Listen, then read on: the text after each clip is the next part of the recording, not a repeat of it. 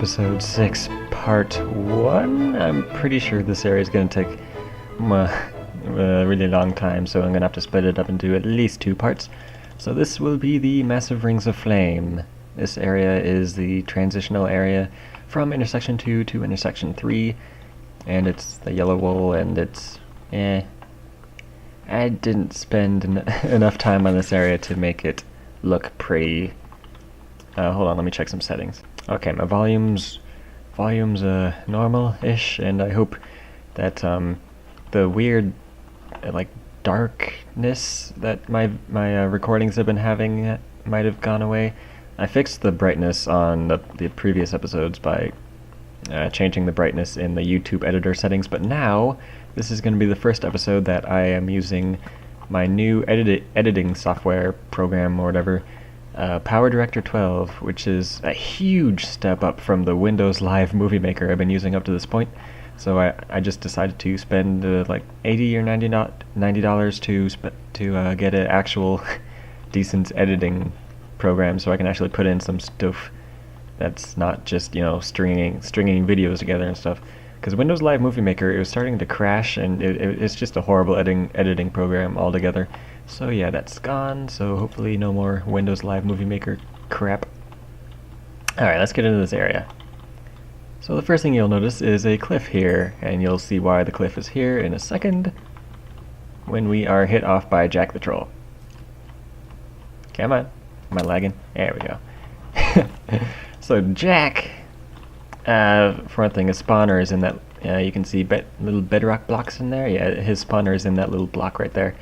And it's a custom positioned data spawner, so you can't exactly, you know, like light it up.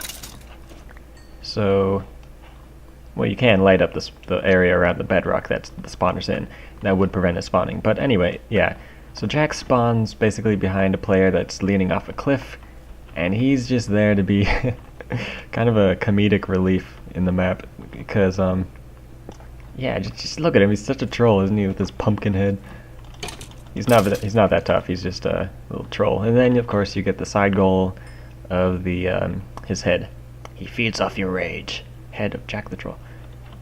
So yeah, his character is based on Jack from the Grim Adventures of Billy and Mandy, the Halloween special. If you've seen that, you'll know who I'm talking about. Jack is just kind of a troll character in that episode, and he gets his head chopped off by Grim, and he replaces it with a pumpkin, and that's why there's a jack-o'-lantern on his head. And of course, Jack-o'-lantern, you know, Jack, and all that awesomeness. So yeah, I love that character, and I love that mob. It's just such a great, like, little troll character there. So as for the area, I've stepped into the area. I should probably talk about the water there. The water didn't used to be there when I was developing, but yeah, after seeing Juggles die a couple times from the fall, I decided to put that there as a nice little move of generosity, I'd say, because otherwise you get hurt a lot from that fall. And sometimes the world loading makes it so you like jump off the cliff without even realizing that there's a cliff there, because the world's loading in front of you, and this area is huge, so the world loading might be a bit slow. So yeah, the water's there, just, you know, a little cushion there to save players. Okay. So yeah, as you can see, this is a huge, wide open area that I did not do very well decorating. I'll just say that right now. I didn't spend a lot of time decorating this entire map, actually. So yeah, there might be like resource pockets around, but other than that, there's like nothing to see or do except for scattered buildings. And these buildings are pretty much symmetrical, as usual, around the perimeter, so there's the same kind of house like that is on that side, you can see it, and on that corner and that corner. And same thing for those. There's one little, I'll call those rogue fortresses or something, rogue forts. There's one right there, and one on the other side. So yeah, I'm, as usual, really symmetrically OCD on most of this building. Oh yeah, the mob. Okay, so that's a Blaze stacked on a Creeper. I just thought that was a pretty cool mob just to throw out there. And the theme of the area is Flame. So a Blaze is going to be on a lot of stacks in this area. or most of them, I guess. There was a spawner under the chest, but you can see under the chest because the chest block doesn't take up the entire see-throughness and stuff. And in these chests are basically random loots, but I didn't use like random loot software or anything, or tools or anything. I just placed a bunch of random loot manually. And Amlip knows what I'm talking about. he places his loots manually. So yeah, this is just a bunch of random loot things that I really went overboard on and kind of made overpowered, As usual, I make my loots way too nice and OP, pretty much. And not only is the loot here OP, but there's a ton of it. You can get so much friggin' loot out of this area, it's ridiculous. But I'm not going to go for every bit of random loot. I'm just going to go for a full set of the Berserker armor set, and was there anything else? No, I don't think there was anything else like noteworthy. But yeah, I'm just going to go for the full set of Berserker armor set because that's a artifact for the artifact gallery. And then after I get that full set, I'll stop looting this place and move forward. Someone slammed a door, alright. Anyway, let's go upwards, because this is meant to be, stand out to the player as a ladder that heads upwards, and towards the middle I'll get to later. First I want to loot this place, so I can utilize the loots for the castle, or it's not really a castle, it's more like a little, fortress down there that houses the fleecy mob and such. I always wonder, should I say spoilers in the video before I go for areas that I know what's gonna be there?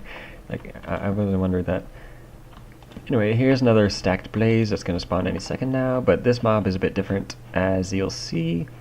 It's a skeleton with a ton of damage potions stacked on top of it, and then the blaze is kind of on top of the damage potions. So the point of this mob is for you to kill the skeleton, and then the blaze kind of just sinks into its sinks into the damage potion damage and kill it and dies. So I thought that was a pretty cool thing to see. Just see like a blaze sinking into a damage potion thing and, withering away basically. I just thought that was pretty cool. You can kill the blaze first, but it's not as fun. And make sure you're far away from the skeleton once you kill it, because all those damage potions can really hurt. Now in here, I like to call these guys, I don't know, nomads maybe? They're kind of like desert people, or desert bandits. Yeah, that was the word I was looking for, bandits. These guys are like the bandit generals, and then there are bandit, like normal bandits in the bandit fortresses along the sides, down lower and stuff. But yeah, they're the theme of the mobs in a lot of this area. Just yeah, I'm gonna get shot at here. But oh yeah, that's a stack of a zombie and a skeleton. A zombie and a skeleton stack seem to be a pretty nice mob to use, because they aren't that threatening, but they are pretty interesting to fight and can be threatening if you give the skeleton or zombie anything too overpowered. But yeah, it's both a mob that comes after you and shoots at you, which I think is a pretty good way to make a mob, because otherwise, if it's just a zombie, it's going to come after you, but it can't shoot you. But if it's just a skeleton, it'll just sit there and try to shoot at you, and it won't come after you. So I like the combination of the two. Okay, so in here is a ton of random loots, or loots, and I just kind of really went overboard when I was spreading this loot out. But yeah, you get normal stuff like bottles of enchanting, steak, blocks, a lot of enchanting books. Kind of wanted to give the player like everything they could possibly need for intersection 3, because I do kind of get a bit harder on intersection 3, and it's when the map starts to pick up as a difficult map. And here we are, Berserker gear. This is the pants, and this armor set is it's basically just increased damage. It's kind of like a DPS kind of armor set, so that you could have someone in your party be like pro DPS and just focus on dealing as much damage as possible, and then someone else could be in like their full diamond and protection enchanted gear and focus on tanking mobs and stuff. Like, I was trying to introduce that kind of team mechanics in this map, I don't want projectile. Projectile sucks. So yeah, I was hoping to make that a thing, like maybe having MMO style boss fights that you have designated DPS and tanks kind of dealy. Thought that would be pretty cool to do in Minecraft, but I didn't have the building experience to really do that, and I didn't have the loot balance experience as well. So maybe in a future map I'll probably do like group mechanic fights. Like you would have a designated DPSer and tank, and they would be in different positions according to their designation and stuff. That would be interesting, but yeah, I'll have to think about that more. Oh yeah, there's diamond gear spread all around this area as well. I think there's like one full set in all the chests in the area, maybe two. I know there's 2 sets of berserker armor, so I'll just be looking for... Yeah, here's a berserker helm. There's 2 pieces of berserker armor in each of these fortresses, so now I just need the body and boots, and then I can have the full set and move on. But for now, my inventory is already clogged up, as it always does when I'm starting to loot this area. Ugh, I really went overboard on this loot. Alright, so what I'm going to do is probably put a chest down at the start of this area, like right in, maybe like right behind Jack the Troll, and then, you know, put all my looting in that chest. Actually, I'm probably going to make this a diamond chestplate protection 4 and unbreaking 3 real quick before I well, I'm not going to store this diamond chestplate. I'm going to use it because my iron chestplate is both almost broken and it's not that great. Well, actually it is. Protection 3 is not bad, but Protection 4 Unbreaking 3 diamond chestplate is basically the best chestplate you can have. In vanilla Minecraft at least. I mean, in this map they get better, but... Okay. Anyway, I think I'll do a little Stufop video and then come back for more looting of the fortresses. Alright, got my Protection 4 Unbreaking 3 diamond chestplate. And I just need some diamond legs to complete the set. Actually, I could... I was about to say I could have put on the berserker pants, but I decided on this run not to use artifacts, and I guess the berserker armor is technically an artifact, so I'm not going to use it. I should probably, yeah, I'll probably raid one of these bandit camps, that's what I'll call them, and just to show what they are and the mobs inside. So there's 3 of these camps on this level, and then there's a, oh yeah, I forgot to mention, there's tons of levels on these massive rings of flame. There's like 1, 2, 3, 4, maybe 4 major levels before it starts, you know, deteriorating and stuff. So yeah, there's 3 of these camps on this level, and then there's 3 on the lowest level. Okay, so these guys aren't too tough. They are wither skeletons though, so if you let them hit you very much, they'll wither you pretty hard. Oh wow, spider jockey, nice. But yeah, in general, these guys shouldn't be too much of an issue, even though they spawn a lot of them at the same time, and they can kind of overwhelm you if you let them. Yeah, and when they're invisible, it means they're invulnerable as well. So yeah, that's just to make it so that they don't take the fall damage from their initial spawn, because otherwise they would be way too low HP by the time they hit the ground and stuff. Ow. Because they have gold swords, they're not as damaging as like a normal wither skeleton, which usually has a stone sword. And stone swords are better than gold swords, by the way, if you didn't know that. A gold sword's like a wooden sword, basically. Alright. They do spawn a bit fast, but since they're not that, they don't have that much HP, they're pretty manageable. And once you've gotten them to low enough numbers to be able to have some elbow room in here, you can take my nice little path I gave you up to their spawner. I put this in after I put in the spawner, a while after I put in the spawner, after I realized that who's gonna block up for this spawner? It's just, that would just be annoying.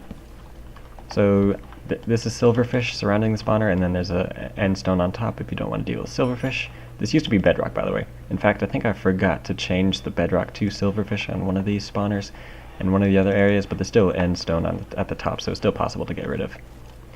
But yeah, the end stone I use for a lot of spawners, like surrounding the spawners, because it's the slowest block you can mine other than obsidian, I think, in terms of the pickaxe mine speed. So yeah, that's why I use endstone, because when I want to fortify a spawner, I want to make sure that the player, I want the spawner to spawn as many times as possible while the player is trying to mine it up. So that's why you fortify spawners, and for various other reasons, I guess. But yeah, silverfish is also nice to fortify spawners, because once they mine the silverfish block, they'll have to deal with the silverfish before they can take out the spawner. That might actually be better at stalling the player than endstone. But yeah, whatever. Okay. So in these chests in here, there's, you know, the standard. Well, actually, it's toned down random loots compared to the other places, because there's less of it, and let's see, there's less of it, and yeah, there's less of it. Okay, blast prediction, that's not bad. You get dirt and farming supplies. I don't know why. Damn it. Okay. And eggs if you wanted to start up a chicken farm, I guess. Even though I give out chicken spawn eggs at the Victory Monument that's after this area. This eggs here anyway, I guess. I was just I took a while just figuring out which loots I want to just hand out like candy in this area, and I guess eggs were one of them. Okay. Inventory's not that clogged, so I think I'll go for the second fortress up there now before I dump these loots. And I guess after this fortress, the episode is like almost done. This area takes a while to traverse, so episode's probably gonna be a little more drawn out as compared to most of the others. Yeah, probably. I kind of regret the style of building I decided to go with here. I just kind of took MC Edit brush and made it a huge, massive brush, and kind of just, you know, fapped around with it, I guess I would say, and just to make these weird shapes and stuff. And you know, went with it, I guess. And I kind of regret doing that. Like, this area didn't come out as fun as I had hoped and stuff. There's a little broken ladder there to hint at you need to go up further for some side goals. Well, no, not side goals, but to get to the end of the area, you have to go up more. And there's also a hint. Well, there's a lot of things pointing at the exit of the area. It's freaking glowstone arrows along here somewhere to show you you're supposed to go up there. And also there's a hint at the end of the castle that tells you pretty much where to go. So yeah, the exit shouldn't be too hard for players to find, but that was because I realized that that's like not somewhere a player would look in terms of the exit of the area, so I had to put in some hints. Alright, let's raid this real quick. So, and hopefully there's Berserker chestplate and boots in this one, because yeah, I kind of want to complete the set fast and move on to the actual castle. Let me take out your spawner and then back off. Shoot the skelly on top first, because they're the only like real threatening mob in the stack. Oops, kind of killed the zombie there before the skeleton. Die. And there are enchanting tables in half of the fortresses. Basically it's this one and then the one opposite this one. So the enchantment tables are there if you need them, but to be honest I already have one and I don't really need another one, so okay. Kill skeleton first, then focus on the zombie. Okay. Come on, Berserker. I don't remember exactly which chests I put which Berserker pieces, which is understandable. Personal regen is pretty good. Unbreaking. But yeah, hopefully I get the chest plate and boots out of this one. And also there's one chest that usually has the best average loot up on the top of there. I'll probably go for that one first. Might as well, because I haven't really shown it yet. Okay.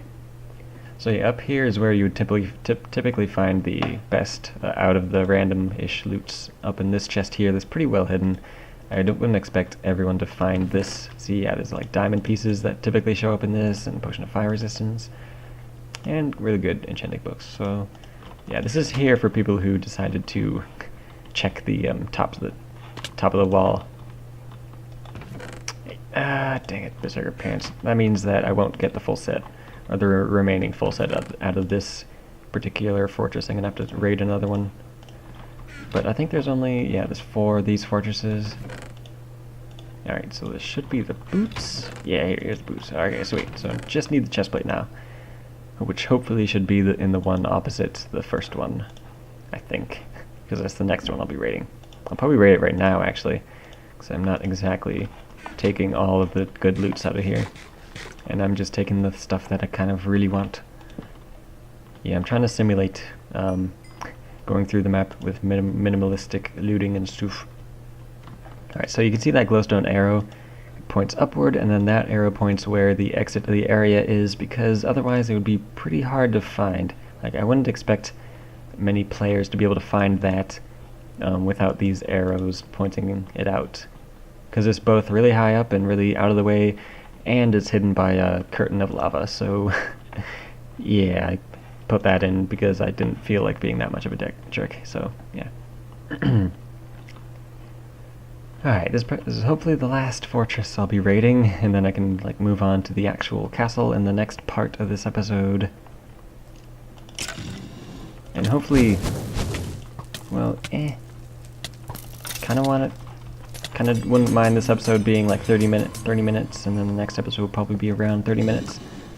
Great, spawn another one. Okay. Dead. Okay. I love that blaze just sinking into the harming potions. It looked awesome when I was testing it out, and so I decided to implement it.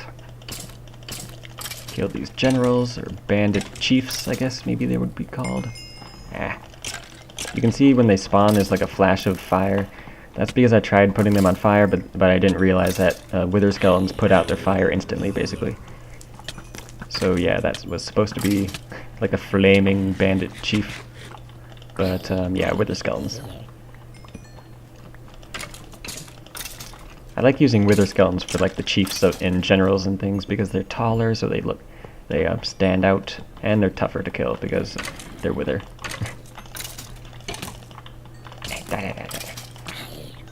I think that's only just like a flame 1 bow, so it shouldn't be that damaging, especially if you have fire protection or resistance. Yeah, fire protection actually does come in handy a lot in custom maps because of all the custom mobs that probably have flame or fire aspect. I don't have any on me, do I? Yeah. When I get my... Yeah, actually I have pants right now. Do I have fire protection? No? Alright, hopefully I can find like a fire protection book in one of these chests. Punch projectile, no. Alright, so I'm looking for the chest plate of the Berserker set so I can be done with that set. And maybe pick up some of these enchanting bottles because there's tons of them and they're always nice to have. Okay. Arrows maybe equal level. Okay. Is it all these 3? Okay. Stop saying okay. Shut up. I don't really want a second set, but hopefully I can find the frickin' chest plate. Why is there no fire protection?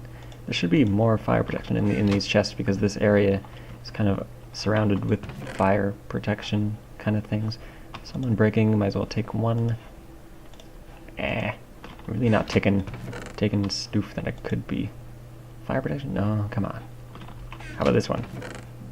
Power, that's good, but I guess no fire protection in these chests. Weak. Should have put more of those around, now that I think about it. Alright, let's see. I'm pretty sure this should be the chest plate up here, because there's only one piece of the Berserker set down there. Alright, and the chest plate is a pretty powerful piece. Yeah, come on.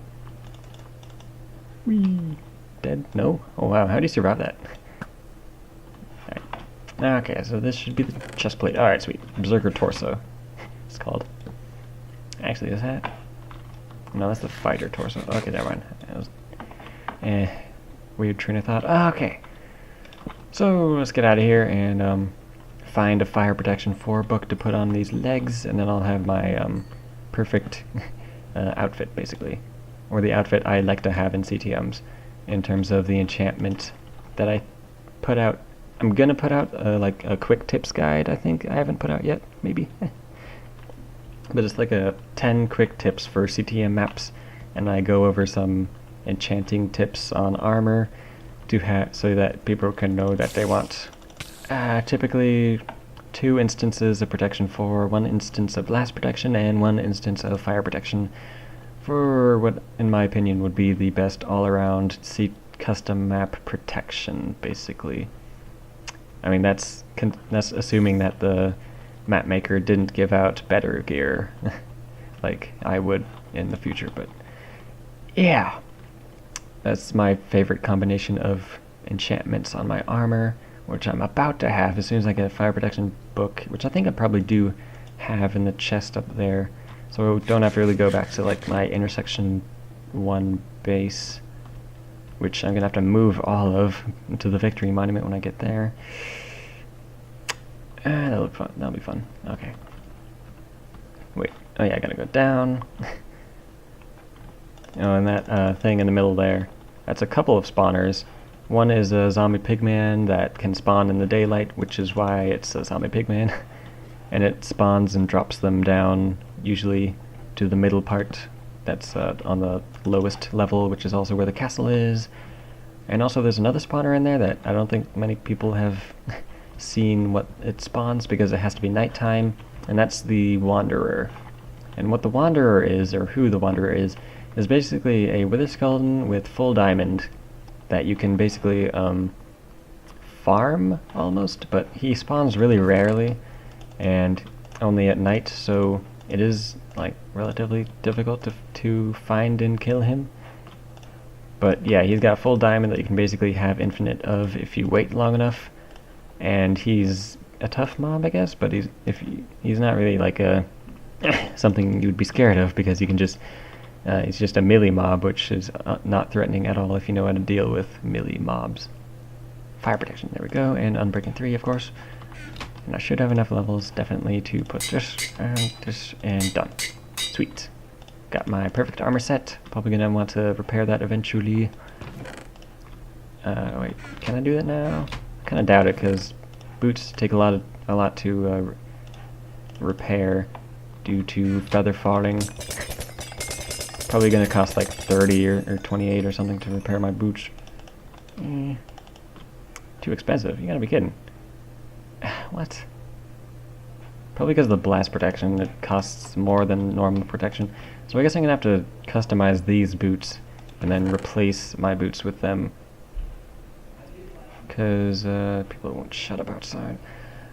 Yeah, with boots you want normal protection on instead of blast protection or fire protection, because the protection is cheaper, so you can actually put on the feather falling as well, which I've found to be extremely wanted. Maybe strength on me. Probably gonna fill up on loot too, so I want to keep most of my inventory clear for this next part. Alright, is that everything? Okay. So now I think I'll head on into the castle. I'll probably, get to the ledge here and then end the episode and come back to conquer the castle. Hopefully I can do that in one episode. It's not that long of a castle, so it shouldn't take, like more than half an hour to beat. Hopefully. Maybe I can get one of these guys to spawn. It is nighttime, so the Wanderer should be able to spawn. Yeah, let me just shoot you. No other zombies? Okay. So anyway, I guess see you next time for episode 6, part 2 of the Storm the Castle developer commentary, where we tackle the castle, which is down there. It's right there. That's the entrance. Did not do a very good job of decorating that entrance. It's basically just solid friggin' smooth sandstone, which sucks. But yeah, there's the pigman that spawned, but there's the Wanderer. There he is. Yeah, the Wanderer. So I'll go down there and kill him on the next part of this episode. So see you then.